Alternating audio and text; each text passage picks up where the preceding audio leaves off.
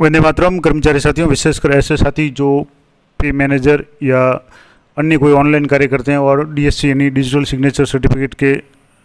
संबंधित जो भी काम करते हैं, उनके लिए एक महत्वपूर्ण जानकारी साझा कर रहा हूँ कि जैसे कई बार 2 साल या 1 साल की जितनी भी वैलिडिटी होती है उसके बाद में डोंगल है वो एक्सपायर हो जाता है, उसकी वैधता ख़त्म हो जाती है। उसके बाद में आपको नया डोंगल बनाना किस तरीके से और उसके बाद में उसको एक्टिवेट किस तरीके से करवाना पड़ता है, खास करके जो पे मैनेजर वगैरह पे जो बिल बनाते हैं उसमें क्या प्रोसेस रहेगा। तो मान लो जैसे किसी कार्मिक का जो भी डीडीओ पावर है उसका डोंगल है वो 2 साल की वैलिडिटी पूरी हो गई, तो उसके बाद में सबसे पहले तो उसको नया जो डोंगल है वो क्लास 3 का डोंगल नया बनवाना पड़ेगा। अगर मान लो पहले से बना हुआ है तो उसको आप एक तरह से उसकी वैलिडिटी बढ़ा सकते हैं, उसको कुल मिला के नया डोंगल ही बनेगा, उसमें जो उसका जो पेन ड्राइव टाइप है वो तो काम आ जाएगा, सर्टिफिकेट नया बनेगा। तो उसके बाद यानी एक बार आप अपना डोंगल है वो नया बनवा लें, चाहे ऑनलाइन मोड से भी बना सकते हैं। इस संबंध में मैंने भी कई डोंगल साथियों को बनाए हुए हैं, तो अगर आपको आवश्यकता हो तो मुझे संपर्क कर सकते हैं। इसके बाद में जैसे ही आप डोंगल बना लेंगे उसके बाद में आपको अपने जो ट्रेजरी से जो आपका पुराना डोंगल जो एक्टिवेट किया हुआ है, उससे लिंक किया हुआ है, सबसे पहले तो वो डीएक्टिवेट करवाना पड़ेगा। और उसके बाद में डीएक्टिवेट करवाने के बाद में आपको अपने जो भी लैपटॉप कंप्यूटर है उसमें से भी पुराना जो डोंगल है उसको अनइंस्टॉल करके आपको नए डोंगल को इंस्टॉल करना है, यानी उसको इंसर्ट करेंगे तो उसको एक बार वो अपने आप इंस्टॉल हो जाएगा। उसके बाद में आपको पे मैनेजर पे जाकर के डीडीओ लॉगिन में जाकर के अपने ट्रेजरी से उसको एक्टिवेट करवाना है, यानी रिक्वेस्ट भेजना है, ऑनलाइन रिक्वेस्ट पे मैनेजर खोल करके डीडीओ रजिस्ट्रेशन में जाकर के आपको अपना डोंगल का जो रजिस्ट्रेशन है वो करना है। उसके बाद में एक लेटर लिख करके आपको ट्रेजरी भेजनी पड़ेगी और ट्रेजरी से वो एक्टिवेट होगा। पहले तो आप पुराने को डीएक्टिवेट कराएंगे, उसके बाद में पहले आप पे मैनेजर पे उसको एक्टिवेट करके आप ट्रेजरी में लेटर भेजेंगे, तो वहाँ से वो जब एक्टिवेट या उसको एलो कर देंगे तब जा कर के वो काम करना शुरू करेगा। उसके बाद में आपको कंट्रोल पैनल से ई साइन PDF है, एक्टिव एक्स है, वो आप अगर पुरानी है तो उसको भी आप अनइंस्टॉल कर लें। कई बार क्या होता है कि जो पुराना डोंगल है उसके साथ जो फाइल्स होती है वो डिलीट होने के बाद में उसकी कुछ फाइल्स से वो करप्ट या डिलीट हो जाती है, तो वो एक्टिव एक्स काम नहीं करता। तो आपको पे मैनेजर rj@gmail.com इस पर आपको एक मेल भेजना है और मेल भेजते ही आपको ई साइन PDF का एक नया लिंक है वो आपके तुरंत आ जाएगा और उस लिंक से आप है वो नया एक्टिव एक्स है वो डाउनलोड कर लें। और एक्टिव एक्स डाउनलोड करने के बाद में आपको वापस इंटरनल एक्सप्लोरर की जो ब्राउज़र सेटिंग है उसको एक बार चेक कर लेना है और उसके बाद में आपका डोंगल है वो सही तरीके से काम करने के लिए शुरू हो जाएगा। तो ये सामान्य प्रोसेस है। अगर मान लो नए डोंगल रजिस्ट्रेशन के बाद में या डीएससी द्वारा डिजिटल साइन करने पे एरर मैसेज शो हो रहा है, तो सबसे पहला काम तो ये करें कि आप एक्टिव एक्स से उसको आप अच्छी तरह से चेक कर लें,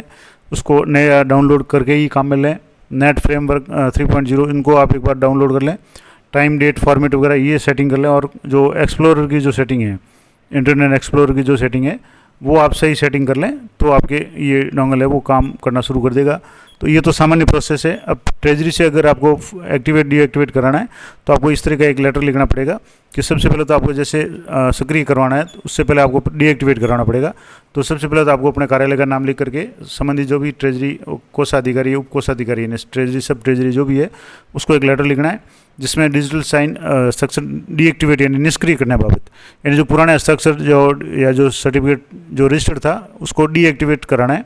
तो आपको यहाँ अपने डीडीओ कोड लिखने हैं, ऑफिस आईडी लिखनी है, आहरण वितरण अधिकारी डीडीओ का नाम, कार्यग्रहण तिथि और 03 पावर कब आए हैं वो सारा कर करके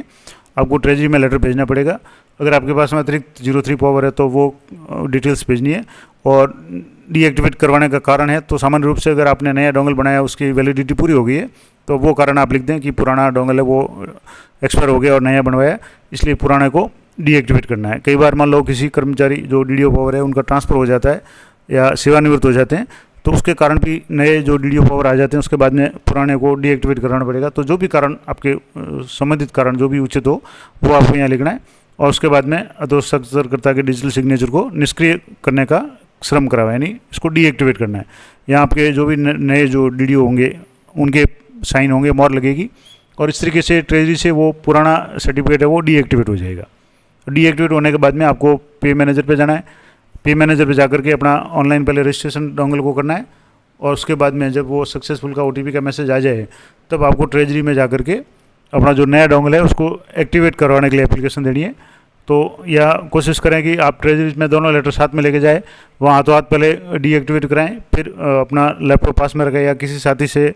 पे मैनेजर पे जाकर के उसको एक्टिवेट कराएं, और वहाँ से ट्रेजरी में कह करके जो नया सर्टिफिकेट जहाँ ऑनलाइन जो जाएगा उसको वापस एक्टिवेट यानी सत्यापित करवाना है। तो इसके लिए भी आपको डीडीओ कोड है, ऑफिस आईडी है, आर वितरण अधिकारी का नाम, यानी जिसके नाम से नया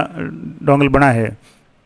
वो पूरा का पूरा ये सूचना आपको दे करके फिर इसमें जो भी लागू होता हो उसके बाद में mobile number, digital email ID वगैरह जो भी है वो सारा लिखने के बाद में ये आप नीचे लिखेंगे कि डिजिटल स्ट्रक्चर को सक्रिय, एक्टिव या वेरीफाई करने का श्रम कराएं, और ये भी डीडीओ के साइन होंगे। और इस तरीके से ये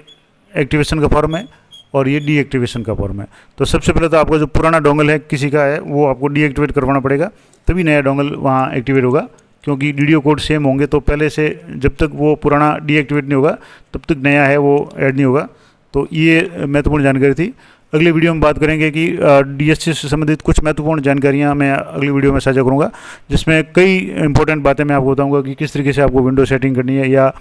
कहाँ से आप किस ईमेल से आप नया एक्टिवएक्स डाउनलोड कर सकते हैं, और भी डीएससी से संबंधित कई तरह की जो समस्या आती है, सामान्य कॉमन एरर आते हैं, उनके बारे में विस्तार से यहाँ बात करेंगे। तो वो मैं अगली वीडियो में बात करूँगा, वीडियो थोड़ा लंबा हो जाएगा। तो ये महत्वपूर्ण जानकारी इस बार मैंने आपको बता दी कि जो नॉर्मली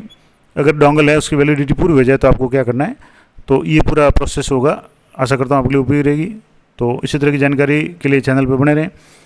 चैनल को सब्सक्राइब कर लें ताकि जब भी कोई नया वीडियो अपलोड हो तुरंत आपको नोटिफिकेशन मिल जाए। इसके अलावा पे मैनेजर से संबंधित, एसएनएस से संबंधित, एफएमएस 3.0 से संबंधित, इनकम टैक्स से संबंधित सभी टॉपिक्स पे मैंने विस्तार से वीडियो बना रखे हैं। तो चैनल पे एक बार विजिट जरूर करें। मिलते हैं नेक्स्ट वीडियो में, तब तक जय हिंद, जय भारत।